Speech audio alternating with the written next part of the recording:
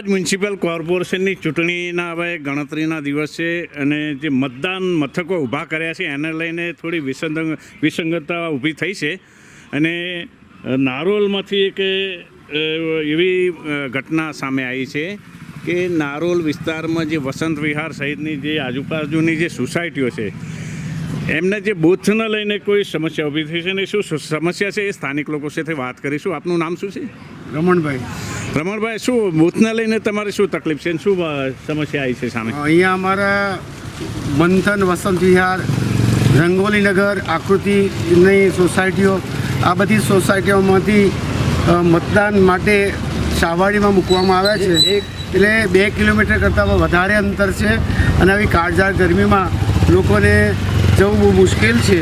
પહેલાં અહીંયા જૂની નારોલ કોર્ટની અંદર બૂથ રાખવામાં આવતા હતા અને સોનાબા સ્કૂલની અંદર પણ બૂથ રાખવામાં આવતા હતા.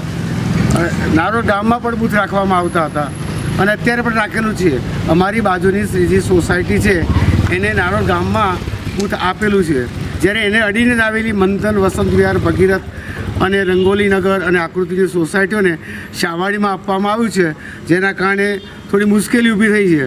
એટલે બૂથ નક્કી કરવામાં આ થોડી કચાશ રહી ગઈ છે.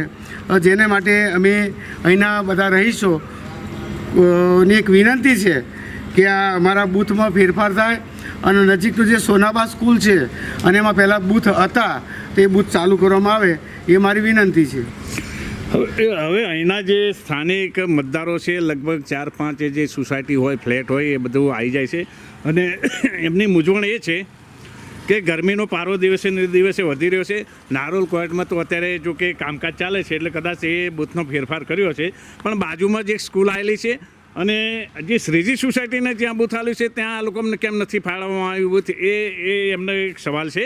અને આવી ગરમીમાં ઉંમરલાયક વ્યક્તિઓ કે જે હેરાન થતા કઈ રીતે જશે, તો જે ચૂંટણી કમિશનર કે કલેક્ટર દિવસે દિવસે ગરમીનો પારો વધતો જાય છે અને આ મતદારો પરેશાન ના થાય એટલા માટે ચૂંટણી કમિશનર અને કલેક્ટરને વિનંતી છે કે આ સુવિધા ઊભી કરી આપવામાં આવે, જેથી સોનાબા સ્કૂલમાં અમે નજીકમાં બધા જ જઈને મતદાન કરી શકીએ એવી મારી વિનંતી છે.